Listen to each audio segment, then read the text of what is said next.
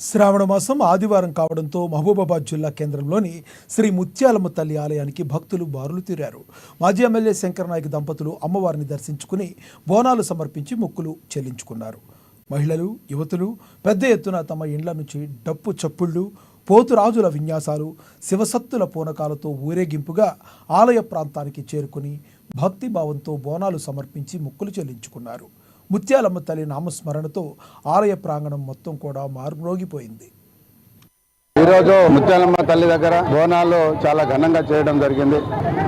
మానుకోట ప్రజలు సుఖశాంతులతో ఉండాలి, ఆరోగ్యాలతో ఉండాలి. పార్టీ కార్యకర్తలు కావచ్చు, పార్టీ శ్రేణులు కావచ్చు, శ్రేయాభిలాషులు కావచ్చు, అభిమానులు కావచ్చు, తెలంగాణ రాష్ట్ర ప్రజలందరూ సుఖశాంతులతో ఉండి అన్నం పెట్టే రైతులు దినదిన అభివృద్ధి చెందాలని చెప్పేసి తల్లి ఎల్లమ్మ తల్లి అలాగే ముత్యాలమ్మ తల్లి కూడా గమనిస్తున్నారు. దయచేసి మంచి చేయకున్నా పర్వాలేదు, కానీ చెడు చేయకూడదు, చెడు ఆలోచన కూడా రాకూడదు మనిషి అనేవాడికి. కాబట్టి దయచేసి నా శత్రువులు కూడా బాగుండాలని నేను కోరుకుంటున్నాను. అందరు బాగుండాలి, సుఖశాంతులతో ఉండాలి, ఆరోగ్యాలతో ఉండాలి, దినదిన అభివృద్ధి చెందాలి. ఆ భగవంతుడు సస్యశ్యామలంగా పొలాలు, పంట పొలాలు అన్ని వ్యాపారస్తులు అందరూ సుఖశాంతులతో ఆరోగ్యాలతో ఉండాలని